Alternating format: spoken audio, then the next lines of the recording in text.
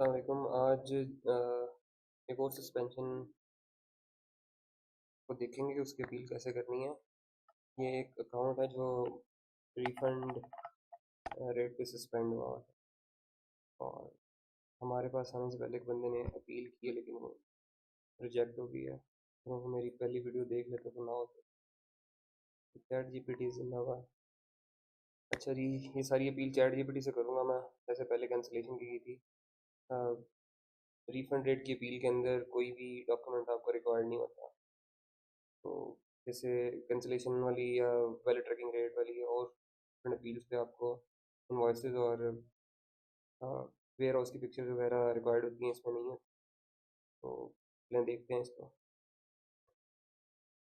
ये अपील एक बार रिजेक्टेड है तो इसलिए इसके ऊपर रीसबमिट का ऑप्शन, इसमें भी सेलर फुलफिलमेंट सप्रेस हुई हुई है, अकाउंट टोटली इनएक्टिव नहीं है। WFS इसके ऊपर अभी भी एक्टिव है, लेकिन सेलर फुलफिलमेंट जो है वो इनएक्टिव हो गई है।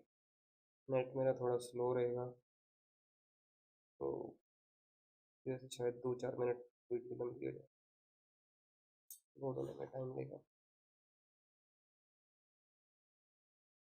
अच्छा, जब तक ये लोड होता है तो एक दो चीज़ें डिस्कस कर लेते हैं। तो ये कि अ, ये उसकी परफॉर्मेंस से मैंने रिफंड के जो स्टैट्स थे रिफंड रेट के, वो डाउनलोड किए हैं, वो स्टोर किए। इसमें ज़्यादातर इनकरेक्ट आइटम्स की वजह से जो है वो रिटर्न आए हुए हैं इसके, या फिर दूसरा लॉस्ट, दो आइटम्स का रिटर्न आया हुआ है लॉस्ट आफ्टर डिलीवरी के। लास्ट 30 डेज़ के स्टैट्स हैं इसके। तो अभी हम जो अपील होगी उसके ऊपर ज़्यादा एम्फोसाइज हमने इनकरेक्ट आइटम्स पे करना है। मतलब हमने क्या करना, चैट जीपीटी करेगा।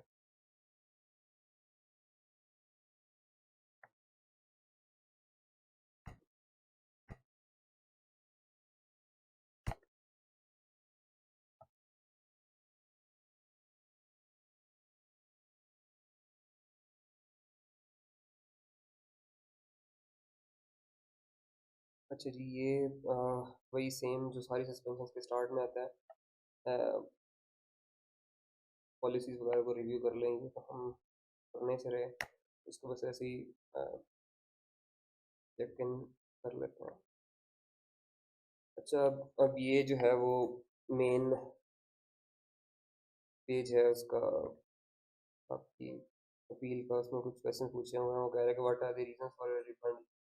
इसमें आपको दिखाया है कि ये वाली मैंने डाउनलोड की थी परफॉर्मेंस उसकी रिफंड से रिलेटेड। तो उसके अंदर इनकरेक्ट आइटम्स और लॉस्ट आफ्टर डिलीवरी जो है वो मेन इशूज है।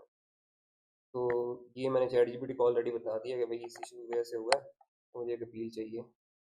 तो वो रेडी है। अब ये चैट जीपीटी ने कहा कि ऐसे लिख दो भाई, our refund issues primarily stemmed from the areas delivered but not received, incorrect items or late delivery। इसको क्या करेंगे, कॉपी करना है इधर से और पेस्ट कर देना है। ये आ गया जी हमारा पहला। उसके बाद वो कह रहा है कि what was your most return item UPC और एस। तो ये इसी स्प्रेडशीट से हमें मिल जाएगा जो हमने परफॉर्मेंस के लिए डाउनलोड की। इसके अंदर हम आइटम आईडीज़ ही इधर से कॉपी कर लेते हैं। ये आइटम आईडीज़ हैं, इनको मैंने ऑलरेडी रिटायर कर दिया इधर से ना, सर्च करके कैटलॉग से इन आइटम्स को। तो ये 2-3 आइटम्स हैं, इनको हम लोग हम कह देते हैं इसको कि जी मोस्ट रिटर्न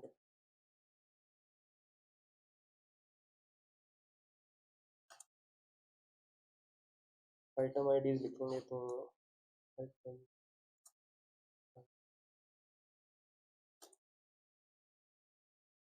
अब ये मोस्टली हमने ये ट्राई करना है जब भी करेंगे, जो सबसे ज़्यादा रिफंड हुए हैं आइटम्स उनके आइटम आईडी इधर डाल रहे हैं।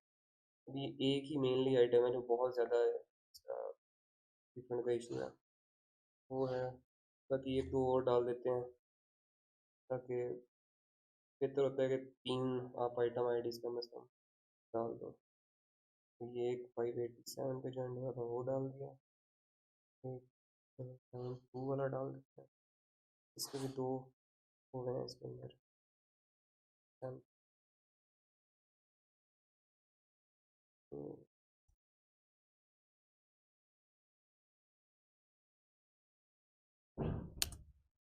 एक ये हो गया और एक और डाल देते हैं। अच्छा, जो इधर मैं ये डाल रहा हूँ, इनको मैंने सबको रिटायर किया है उधर से। उसके बाद इधर आके डालेंगे इसमें, शायद मेरा ख्याल है हाँ। उसके बाद वॉलमार्ट ने यही पूछना है आपने। अब इनको अनपब्लिश कर दिया। फॉर दीज एस के यूज अनपब्लिश्ड, हम कहते हैं हाँ। तो उसके बाद कहता है कि what item issues defects were identified after working with your manufacturer. ये अब खुद से लिखने की ज़रूरत नहीं है, चैट जीपीटी बता देगा कि भाई मैन्युफैक्चरर के साथ और आपके सप्लायर के साथ आपके क्या इश्यूज हैं। बस हमने इसको कमांड ये देनी है चैट जीपीटी को कि भाई मेरा अकाउंट जो है वो सस्पेंड हुआ ड्यू टू रिटर्न्स, और उसमें मेन कॉजेज जो थे वो इनकरेक्ट आइटम्स थे। जैसे इसमें अगर आपके अकाउंट में कोई हो रहा है तो वो आप ऑब्वियसली डिफरेंट लिखोगे। तो उसको बताने के भाई ये मेन इश्यूज थे जिसकी वजह से सस्पेंड हुआ है। उसके बाद वॉलमार्ट में से ये क्वेश्चंस कर रहा है, तो वो हमने उसको चैट जीपीटी सारे आंसर कर दिए। अच्छा, अब ये मैंने चैट जीपीटी को कहा था कि भाई 1000 करेक्टर्स के नीचे नीचे मुझे इस क्वेश्चन का आंसर दो। तो ये चैट जीपीटी ने बता दिया। मेरी वो जो जो मैंने उसको चीज़ें बताई थी कि भाई किन किन क्या क्या मेन रीजंस हैं मेरे, उनको उसने जो है देखते हुए मुझे एक बना दिया पैराग्राफ, उसको मैंने इधर पुट कर दिया। तो ये मैन्युफैक्चरर सप्लायर के साथ इश्यूज। उसके बाद दूसरा है कि what issues defects were identified in your shipping या एंड पैकेजिंग प्रोसेस। तो उसका भी सेम वही प्रोसीजर चैट जीपीटी बताएगा क्या मसले थे। ये मैंने चैट जीपीटी को कहा है और चैट जीपीटी ने मुझे अंडर 1000 करेक्टर्स इसका भी एक पैराग्राफ दे दिया। कॉपी करेंगे, फिर पेस्ट कर देंगे। उसके बाद ये कहता है कि have you implemented the quality assurance process, इस पर ठीक है हाँ कर दिया। उसके बाद ये वाला पेज कंप्लीट। अब अगले पेज पे चलते हैं, ये आखिरी पेज है। इसमें वो 3 कॉमन से क्वेश्चन है, कहीं आपका रूट कॉज क्या था, आपका प्लान ऑफ एक्शन क्या है, और आपकी इम्प्लीमेंटेशन की टाइमलाइन क्या है। सारे 1000 करेक्टर से नीचे नीचे आंसर करना है। तो ऑलरेडी चैट जीपीटी बता देगा हमें क्या मसले हैं। ये है, उसको हमने कहा कि जी चैट जीपीटी को कहा, उसने ये हमें रूट कॉज बता दिया, पैराग्राफ बना दिया, तो पुट कर दिया। उसके बाद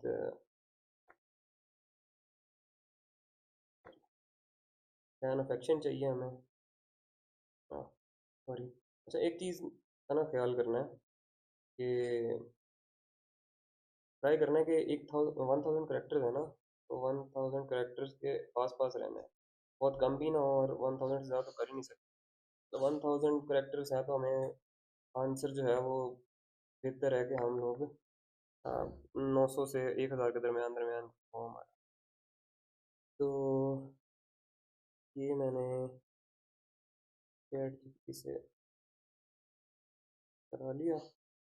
1000 करेक्टर्स के नीचे नीचे रूट कॉज आ गया। उसके बाद प्लान ऑफ एक्शन सेम ऐसे ही चैट जीपीटी देगा प्लान ऑफ एक्शन।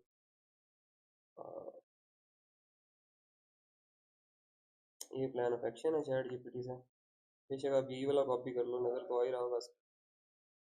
अगर किसी को वैसे चाहिए तो मैं शेयर भी कर दूँ। तो ये प्लान ऑफ एक्शन आ गया हमारा 866 करेक्टर्स का। और आखिरी क्वेश्चन है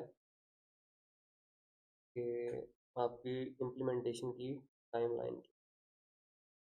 तो बेहतर है कि इसमें ये पुराना है मेरा, तो उसमें डेट्स वगैरह का मेंशन था। सर ये चैट जीपीटी से मैंने उठा लिया इसको भी। चैट जीपीटी को आगे इसका आंसर कर दो। और ये सारा कुछ हो गया इधर। उसके बाद अब इसको मैं बस सबमिट कर दूँगा। ये सबमिट हो गई है। ये होपफुली आज या कल में रीइंस्टेट हो जाएगा। तो इस तरह जो है आप टोटली चैट जीपीटी की मदद से अपना रिफंड रेट पे अगर आपका अकाउंट सस्पेंड होगा तो उसको रीइंस्टेट कर सकते हैं। Thanks for watching.